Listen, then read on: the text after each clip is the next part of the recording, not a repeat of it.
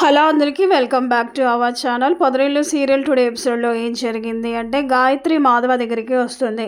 వచ్చి, బావా ఇంట్లో నాకు పెళ్లి సంబంధాలు చూస్తున్నారు, నాకు ఆ పెళ్లి చేసుకోవడం ఇష్టం లేదు బావా, మనిద్దరం పెళ్లి చేసుకుందాం అనేసి అందరి ముందు ఈ విధంగా అడుగుతుంది గాయత్రి. మాధవ సైలెంట్గా ఉంటాడు ఇలా అందరి ముందు అడిగేసరికి.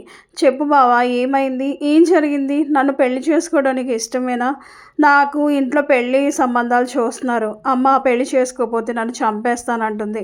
చెప్పు, నువ్వైనా చెప్పు, నన్ను పెళ్లి చేసుకుంటావా లేదు నన్ను చావమంటావా అనేసి ఈ విధంగా అయితే సమాధానం ఇస్తుంది గాయత్రి. తాయారు అయితే చాలా గట్టిగానే సంబంధాలు చూసి ఎట్టయినా సరే పెళ్లి చేయాలి గాయత్రికి అనుకుంటుంది. ఎందుకంటే మాధవ్తో మళ్ళీ పెళ్లి జరిగితే తన జీవితం ఎక్కడ నాశనం అవుతుందో, అసలే ఆ ఇల్లు అంటేనే తనకి పడదు, ఆ ఇంట్లో మనుషులు అంటే అసలే నచ్చదు తాయారికి. ఇక తనకిచ్చి ఎలా పెళ్లి చేస్తుంది, కాబట్టి ఇక తనకి సంబంధాలు చూస్తానంటది అనమాట.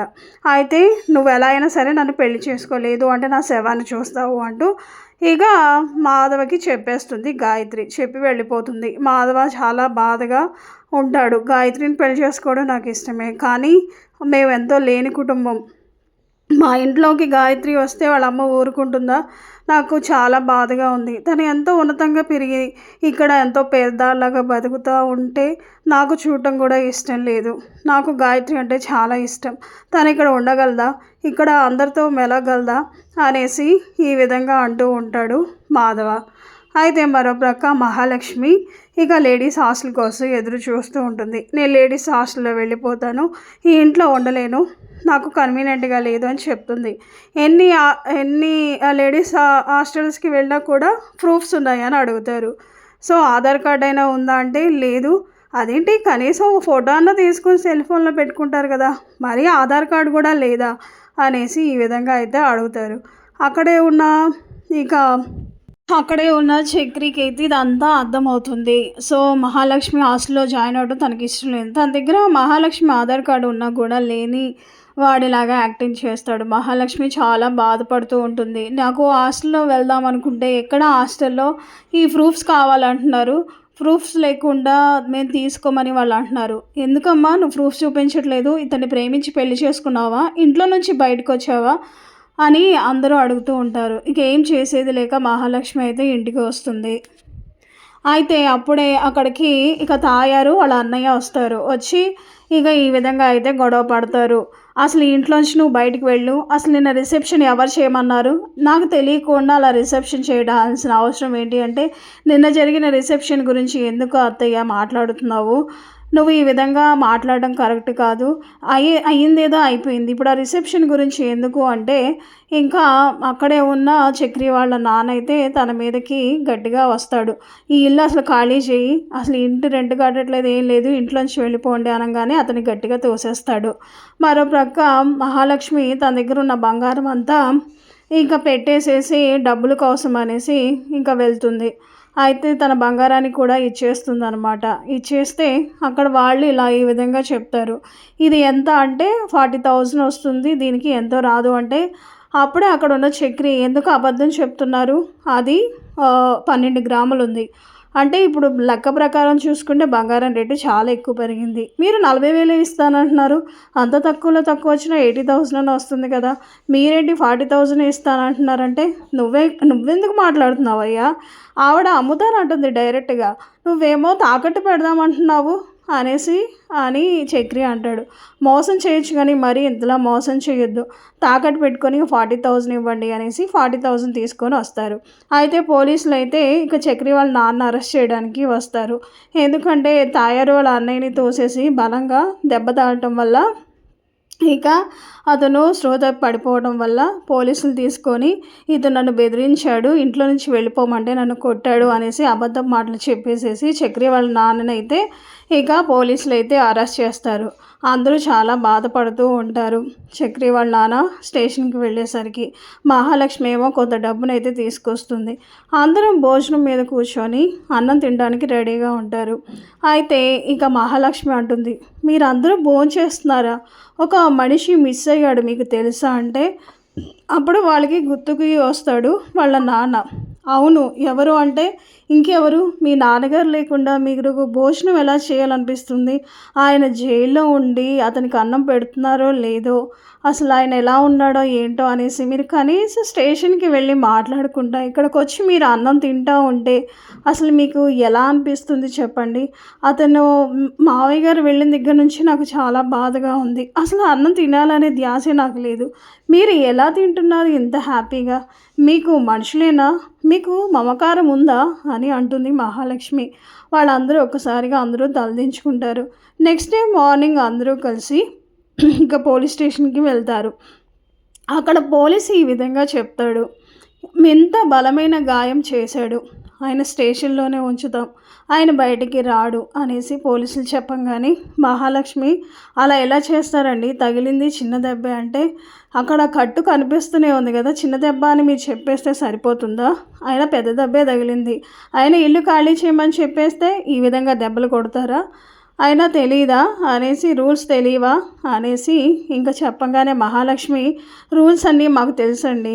ఏ విధంగా జరిగిందో కూడా విషయం మాకు తెలుసు. మీరు ఈ విధంగా చేయడం కరెక్ట్ కాదు అనేసి మహాలక్ష్మి అంటుంది.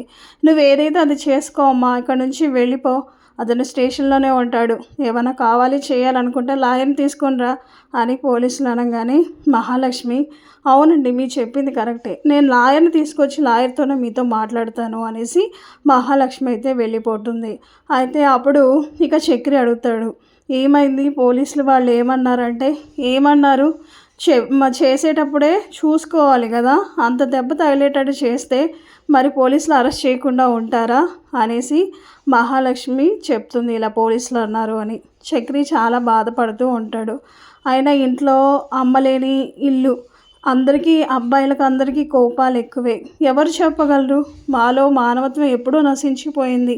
ఎవరైనా మంచిగా చెప్పి ఉంటే మాకు ఇంట్లో ఇన్ని గొడవలు ఉండవు కదా! సో అందుకనే ఈ విధంగా తల్లి లేని లోటు అయ్యేసరికి మా నాన్న అలా చేస్తున్నాడు.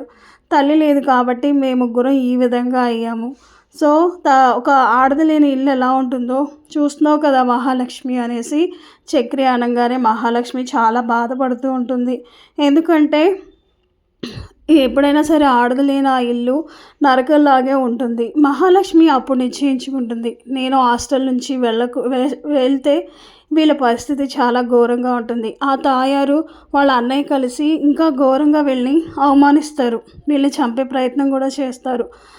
నేను హాస్టల్కి వెళ్ళకుండా ఇక్కడే ఉండాలి అనేసి ఈ విధంగా అయితే డిసైడ్ అవుతుంది మహాలక్ష్మి. అయితే లాయర్ని తీసుకొచ్చి మాట్లాడమన్నారు.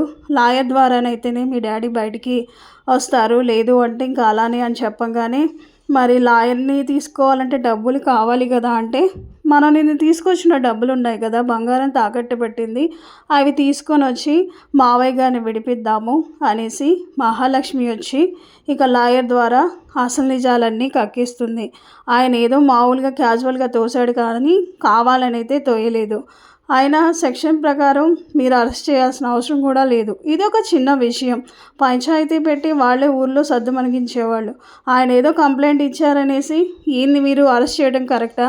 ఏది కంప్లైంట్ లెటర్ ఇవ్వండి, ఒకసారి చూడాలి. ఆయన ఏం రాశాడు, ఏం జరిగిందని మాకు తెలియాలి కదా అనగానే పోలీసులు సతమతం అవుతూ ఉంటారు. ఆయన ఏం ఎఫ్ఐఆర్ రాయలేదు, ఏమి లేదు, చిన్న దెబ్బ తగిలింది అని చెప్పంగానే మేము అరెస్ట్ చేసామంటే తప్పంతా మీదే కదండి. ఏ ఎఫ్ఐఆర్ లేకుండా ఏ కంప్లైంట్ లెటర్ లేకుండా మీరు ఎలా అరెస్ట్ చేస్తారు? మీకు కనీసం బుద్ధన్నా ఉందా అనేసి ఇక లాయర్ గట్టిగా ఇలా క్వశ్చన్స్ వేసేసరికి భయపడిపోయి పోలీసులు అయితే చక్రి వాళ్ళ నాన్న అయితే రిలీజ్ చేస్తారు. ఇంకా చక్రి చాలా సంతోషపడతాడు. థ్యాంక్స్ మహాలక్ష్మి, ఇంట్లో ఆడవారు ఉంటే ఆ ఇల్లు సంతోషంగా ఉంటుంది అంటారు. ఇంత పెద్ద సమస్యని ఎంత సులువుగా నువ్వు చేసావు, చాలా థ్యాంక్స్ మహాలక్ష్మి అనేసి చాలా సంతోషపడతాడు. ఇక ఆ విధంగా చక్రికి అయితే మహాలక్ష్మి మీద చాలా ప్రేమ పుడుతుంది. మహాలక్ష్మి కూడా చక్రి మీద కొంచెం కొంచెంగా ప్రేమ మొదలవుతుంది. అవును చక్రి, నువ్వు అన్నది నిజమే. ఒక ఆడది లేకుండా ఆ ఇల్లు ఎలా ఉంటుందో నాకు తెలుసు అనేసి మహాలక్ష్మి కూడా చెప్తుంది. అక్కడే వచ్చిన అందరూ వాళ్ళ తమ్ముళ్ళు మాధవ అందరూ కలిసి థ్యాంక్స్ మహాలక్ష్మి, నువ్వు చేసిన ఈ సహాయం ఇంకూ జన్మలో మేము మర్చిపోలేము. మా తండ్రిని ఎలా విడిపించాలా ఏంటని సతమతం అవుతుంటే నువ్వు లాయర్ని గారిని పిలిపించి చక్కగా మా తండ్రిని విడిపించావు. థ్యాంక్ యూ సో మచ్ అని చెప్తారు. అయితే చక్రి వాళ్ళ నాన్న కూడా విడుదలైన తర్వాత, అమ్మ మహాలక్ష్మి, థ్యాంక్స్ అమ్మ, నన్ను ఏం చేసేవాళ్ళో తెలీదు ఈ పోలీసులు. ఎందుకంటే ఏ ఆధారం లేకుండానే ఎంతోమందిని పోలీస్ స్టేషన్లోనే ఖతం చేస్తున్నారు. మరి ఇప్పుడు నా పరిస్థితి ఏమవుతుందో ఏంటో అని కూడా నాకు భయం వేసింది.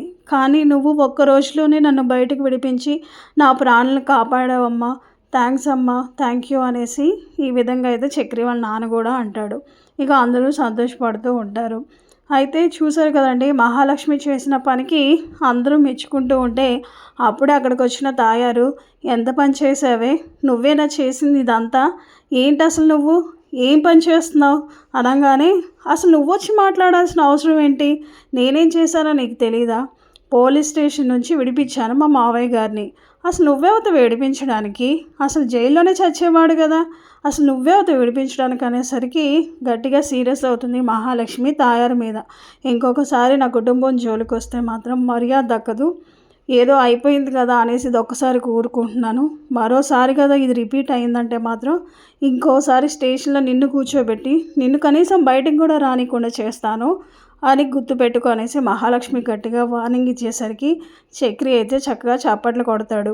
అయితే తాయారు కూడా, భార్యని బాగానే వెనకేసుకొస్తున్నావురా, భార్య అనే మాటల్ని భార్య చెంప పగలగొట్టకుండా నువ్వు మళ్ళీ క్లాప్స్ కొడుతున్నావా అంటే, మరి నువ్వు చేసిన పనేంటి, నా తండ్రిని జైల్లో కూర్చోబెడతావా, నువ్వు చేసిన పనేంటి, మహాలక్ష్మి చేసింది కరెక్టే, మా అందరికీ మంచి చేసింది, ఇక నుంచి మా ఇంటి జోలికి వచ్చిన, మా కుటుంబం జోలికి వచ్చిన మహాలక్ష్మి అయితే అసలు ఊరుకోదు, మేము ఊరుకున్నా, అర్థమైంది కదా మేనత్త, ఇక బయలుదేరొచ్చు అనేసి చక్రి అనగానే ఇక తాయారు భయపడి ఏం సమాధానం చెప్పలేక వెళ్ళిపోతుంది. ఇక మహాలక్ష్మి కూడా చాలా సంతోషపడుతుంది, ఎందుకంటే అందరూ సంతోషంగా భోజనం అయితే చేస్తారు. మాధవ కొంచెం డల్గా ఉంటాడు, ఎందుకంటే తాయారుతో గొడవ పెట్టుకున్నారు, ఇక గాయత్రినిచ్చి నాకు పెళ్లి చేసినట్టే ఇంకా అనేసి ఇంకా బాధపడుతూ ఉంటే ఇక చక్రి అంటాడు, మీ ఇద్దరి పెళ్ళి మేము చేస్తాంలేండి అన్నయ్య, నువ్వేం బాధపడకు, ఏం వరి కాకు, గాయత్రి వదినికి నువ్వంటే చాలా ఇష్టం, నిన్ను వదిలేసి ఎవరిని పెళ్ళైతే చేసుకోదు, నేనైతే ఖచ్చితంగా హామీ ఇస్తున్నాను, మీ ఇద్దరి పెళ్ళి చేసే బాధ్యత మహాలక్ష్మిది, నాది అనగానే మహాలక్ష్మి నవ్వుతూ చక్రికి వెళ్ళి చూస్తుంది. సో ఇక ఆ విధంగా అయితే చక్రికి మహాలక్ష్మికి అయితే ప్రేమ అయితే మొదలవుతుంది. సో చూసారు కదా ఫ్రెండ్స్, మహాలక్ష్మి చేసిన మంచి పనికి తాయారైతే ఇక దారిలోకి వస్తుంది. మరి మళ్ళీ రిపీట్ చేస్తుందా తాయారు లేదా అన్నది మనం నెక్స్ట్ ఎపిసోడ్లో చూడాల్సిందే. చక్కని సన్నివేశాలతో మనకి పొదరిల్లు సీరియల్ అయితే మంచిగా ముందుకైతే నడిపిస్తున్నారు.